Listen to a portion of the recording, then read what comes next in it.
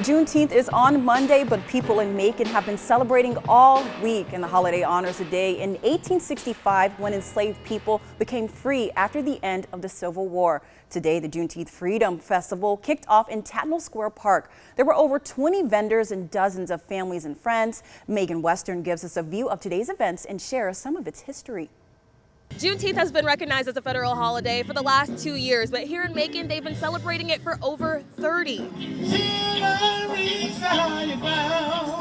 We called it the Juneteenth Freedom Festival because the park was a place where black people could not always come and in some cases were treated violently. George Muhammad says since 1993, Macon has held the festival to honor their ancestors. So while at the festival, you can learn some of this history.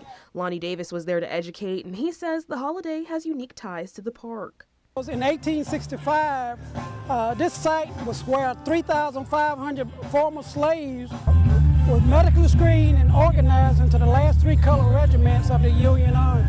Muhammad says Tattnall Square Park is where Macon was surrendered by the Confederate forces to Union troops. And over the years, they've seen the celebration grow with more vendors, more music, and new events. It has touched some of our youth such that they would develop a parade. And so for the first year, we have a parade. The festival also highlights black culture through music, clothing, and black organizations. We play an important part in history. And so it's great to see the impact of fraternities out celebrating Juneteenth. But Brown says he'd like to see more people celebrate.